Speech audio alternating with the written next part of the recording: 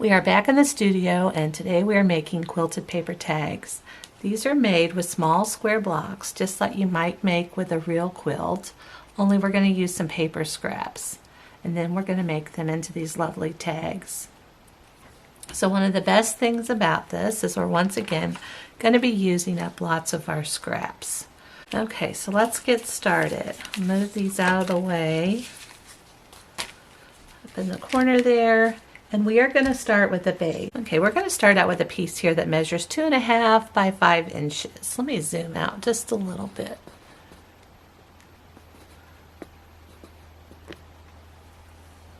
Okay, and I'm going to show you how I do this using this We Are Memory Keepers tag punch board. It normally has a little blade in here, but I don't use that, and it's somewhere on my cart, but I don't like the way it works, so I always just use my scissors. But the great thing about this is it's got a spot here that you can go in and punch the hole for the top, but it's also got all these lines here, these little grooves. So if you want to get more of a precise angle on your tags, you can do that with this. And I've made myself a little mark. This is the size of tag I use all the time, and it's going up to the G line, and so I'll line that right up there along that, and then just run my little groove here. There's a groove, and I run it right through there, and then flip it over and do the same thing on this side.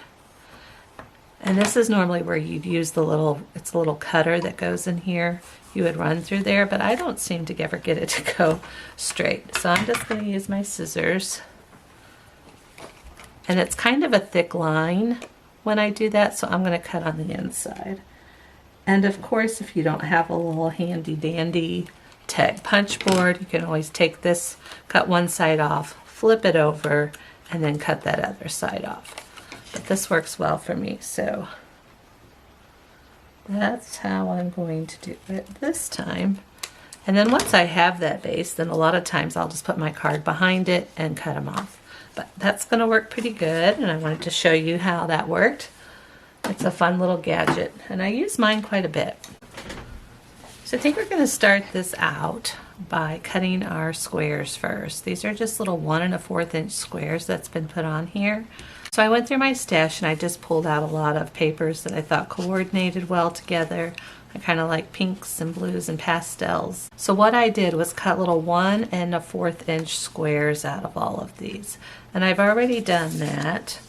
I've just got a nice little pile here.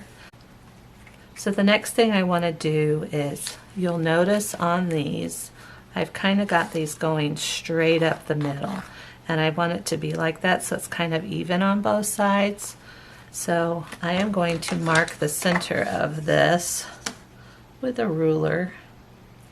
And then since these are 2.5 inches, grab my pencil.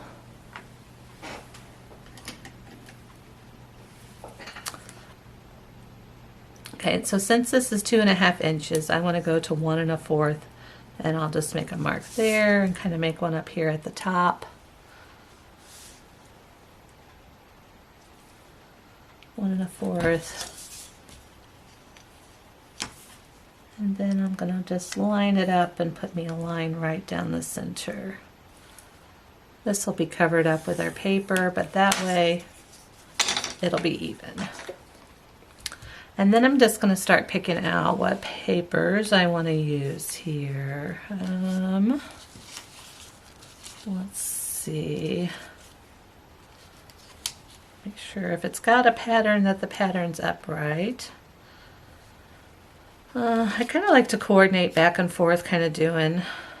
I don't want to put all the pinks in one spot and all the blues in one spot, so I kind of like to go back and forth. That'll be good. And that, another blue there. That one. There we go. I think I like that okay. It's not a big deal. I kind of just put them on there and go with it. So the next thing I want to do is bring over, this was just some junk mail that came. And so I'm just going to use the back. So I'm going to pull these off how I want them to go on there. And then I'm going to use some stick glue.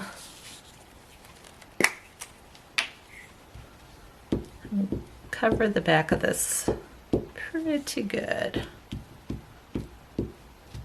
If you've got a wet glue, you know, you feel free to use whatever kind of glue you have. Don't think it matters a whole lot for this.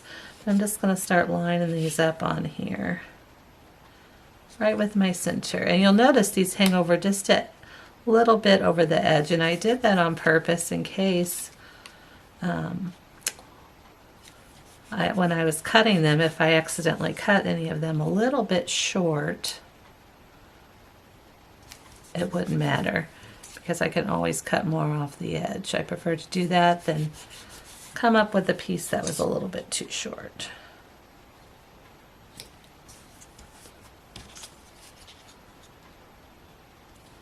Are you a big sewer? Do you like to quilt? I love, love, love working with paper, but I don't love my sewing machine.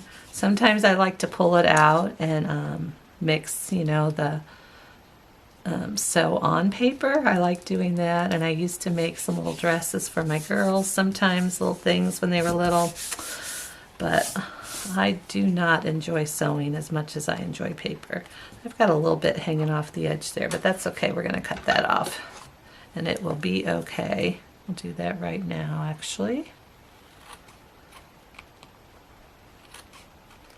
Okay, and then we'll flip it over and start trimming all this little extra off.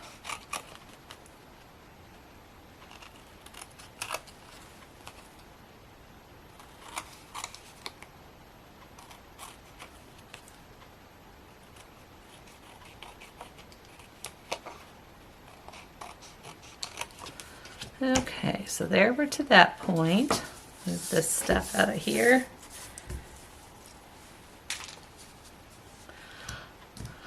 Okay, the next thing I like to do is, like I said, if I was really feeling up to it today, I would pull my sewing machine out and I would run a stitch line all the way around here. And I always think that looks so, so, so, so pretty.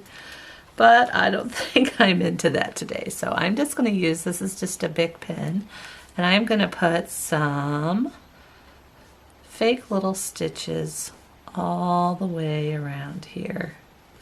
And this, of course, doesn't have to be done, but I think it adds a little bit more detail to it.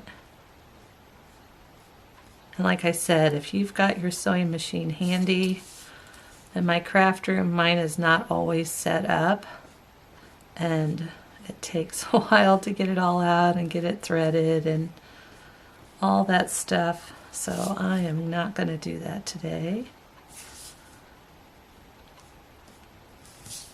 And this will work just fine for me. Okay, I got that done.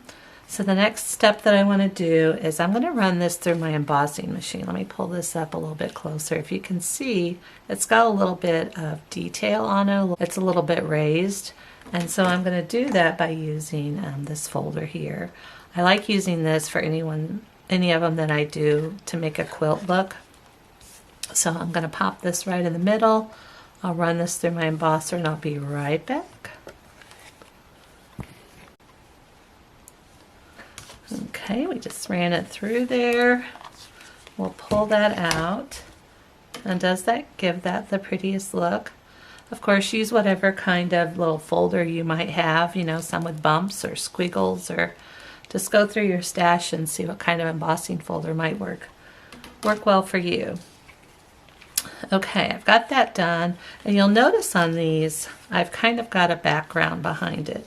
You could go from here and just leave it like that, but I like when it has a back on it, a smooth back, so if you wanted to write on it, you could, where with this embossed, it's kind of hard to write on. I mean, you could, but I prefer to have a smooth back on it, and I thought that added a little bit more pretty color to it.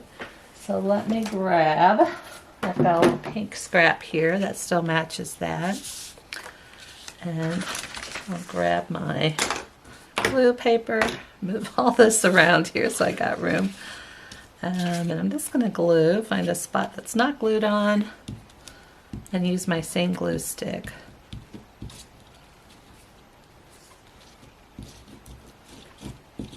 And there we go. Oop, move that out of the way. I've got some nice edging on this already, so I'm going to try to line it up, and that might save me a little bit of cutting. I just want a real thin border around it.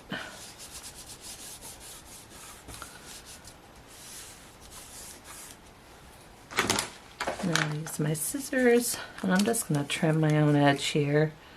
You could get your cutter out and trim it, but I am just going to cut right along the edge there.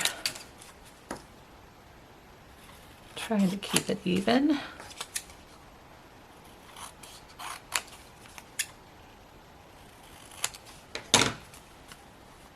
And I'm pretty happy with that. Okay, next I want to go ahead and put a hole up here in the very top.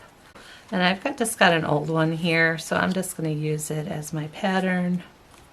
And of course I put this edging along here, so it's going to be a little bigger. I'm going to use that, and I'm going to use a smaller hole punch than this bigger one that I've got for that.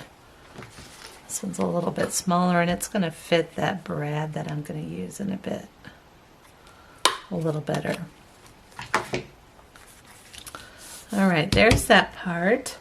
And for this, I've got a little saying on here. It says, when life throws you scrap, make a quilt. And I have this that came in here. I got this from Goodwill for $4. And let's see, May 22nd of 2017. So I've had this set around for a while. It's just got some like quilt sayings in it. May your bobbins always be full in the crazy quilt of life. I'm glad you're in my block of friends. But I liked the way that this one looked coming down. So I'm going to grab it. And I need a little scrap of white here. And I need a little scrap of white here. So I've got that. We'll grab some ink.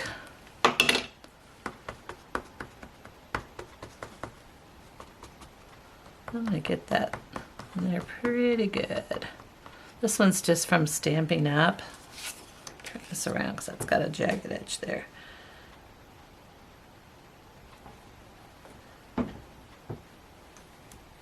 There we go. That's stamped pretty good. I think I will bring my cutter over to do this little part. When I'm doing this, I'm going to make sure I leave some space up in this top part, and then a space down here so I can cut my little flag bannery thing. What do you call those? Do you guys know what that's called whenever you put like a little fishtail on it? I have no idea, but I'm going to cut one of those out. Maybe right in there.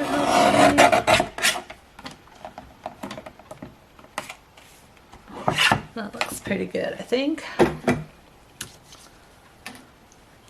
Okay, so I want to leave enough space down here to cut my little fishtail.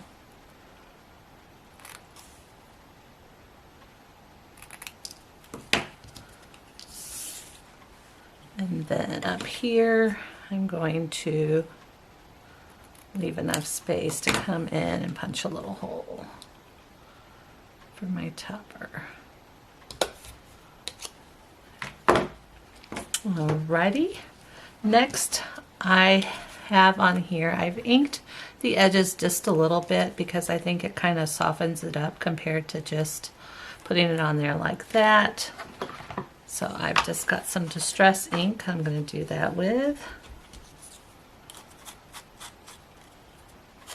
I'll just hit that real quick. Whoop.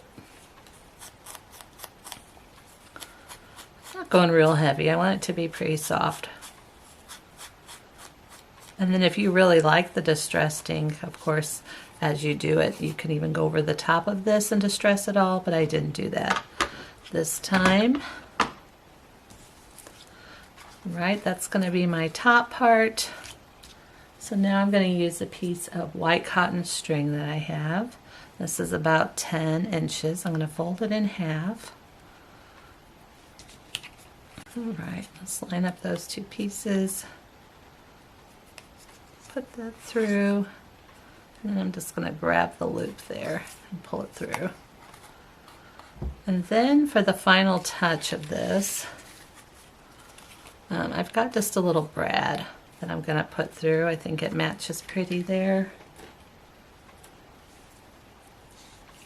And you don't have to do this step. Of course, you can use an eyelet or whatever kind of thing you'd want to use, or nothing there would be just fine. But I thought that added just a little pop of color, and it holds that other tag, this extra little banner in place well. So that is how we make these. And these are really pretty to add to, if you are a quilter, these are really pretty to add to your quilt whenever you give it away, or if you're going to sell it. It looks really pretty with it. So this is just a great way to use up those little scraps again, making them into little blocks and adding a little quote to the front, and they make the prettiest little tags. So that's it for today. You all have a great day, and we'll see you next time. Bye-bye.